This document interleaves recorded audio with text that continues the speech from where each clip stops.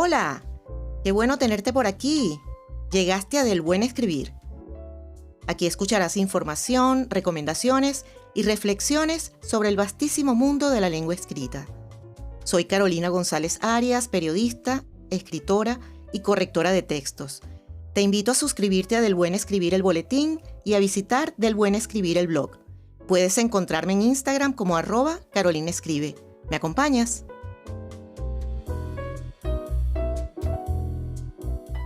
Hay un recuerdo de mis tiempos de la universidad que nunca se ha borrado de mi memoria.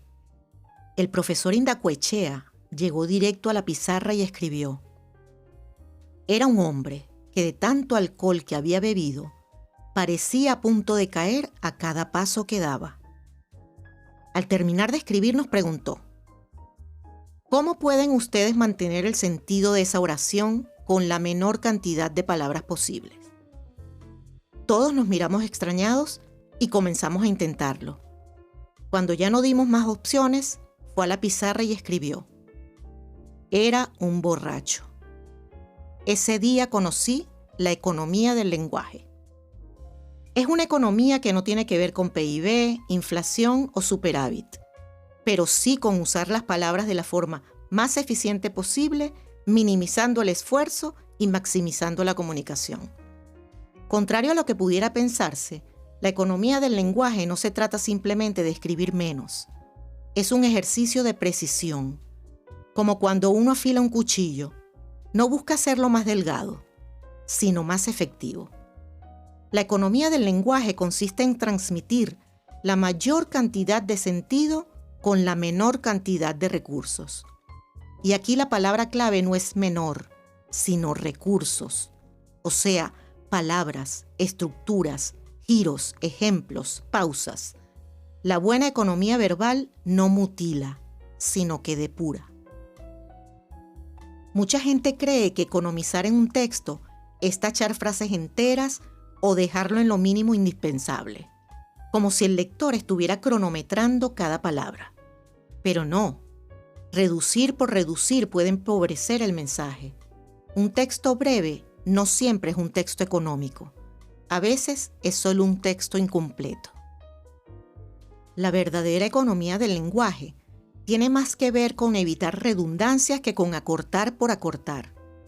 Es la diferencia entre decir, por ejemplo, subir para arriba y decir simplemente subir, entre escribir en el día de hoy y decir hoy. Pero también es la destreza de sustituir una frase entera por una palabra exacta. Imagina que tienes que describir a una persona que habla mucho con entusiasmo sin parar sobre cualquier tema. Si conoces la palabra locuaz, no solo ahorras espacio, ahorras energía mental al lector, que ya no necesita procesar una frase entera para entender la idea. Aquí entra en juego otra verdad incómoda. Para practicar economía del lenguaje hay que tener buen vocabulario. Y para tener un buen vocabulario hay que leer. Y mucho. Porque no se trata de que el texto sea más corto para ti, sino más claro para quien lo lee o escucha. Otra confusión común es creer que la economía del lenguaje significa eliminar todo lo bonito o decorativo, como si las metáforas fueran gasto innecesario. Y no. A veces una imagen vale por párrafos de explicación, y eso también es economía. Decir de un jugador que era un león en el campo de juego, ahorra la descripción completa de su fuerza, su coraje y su presencia. La economía no es enemiga de la expresividad, sino de la dispersión. Y la dispersión puede ser de dos tipos: la que viene de usar palabras de más y la que viene de usar palabras equivocadas. Porque cuando eliges mal una palabra, obligas a la persona a detenerse y reinterpretar. Y eso es un gasto de tiempo, de atención y de paciencia. Al hablar pasa algo similar.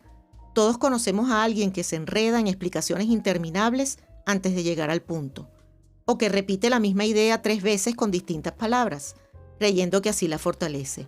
Pero a menudo la debilita. La claridad se diluye. En cambio, un discurso económico no se mide solo por la duración, sino por la densidad de sentido. Esa sensación de que cada palabra está ahí porque no podría ser otra y porque cumple una función. Practicar la economía del lenguaje es entrenarnos para detectar dónde el texto respira y dónde jadea. Es preguntarse frase por frase, ¿esto aporta algo nuevo o está repitiendo lo que ya dije? ¿Esta palabra es la más precisa o solo la primera que se me ocurrió? Claro, esto no significa que todo deba ser directo, frío y funcional. El lenguaje también es ritmo, cadencia e intención.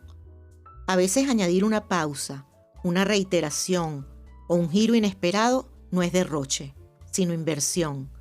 Algo que capta la atención, que emociona o que ayuda a recordar. Un ejemplo. Si quiero que recuerdes la importancia de la economía del lenguaje, podría decirlo así. Usa menos palabras y más significado.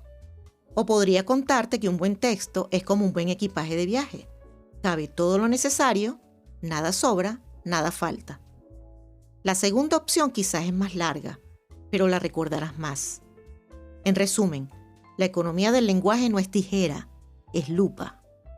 No busca recortar hasta dejar huesos, sino elegir las piezas que hacen que el conjunto funcione mejor.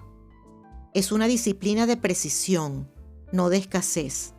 Y la precisión se puede entrenar leyendo, escuchando y revisando lo que escribimos hasta que las palabras se acomoden como si siempre hubieran estado ahí. Porque al final la pregunta no es si puedes decirlo con menos palabras, sino si puedes decirlo mejor. Recuerda, escribir bien no es un lujo, es una forma de conectar y de dejar huella.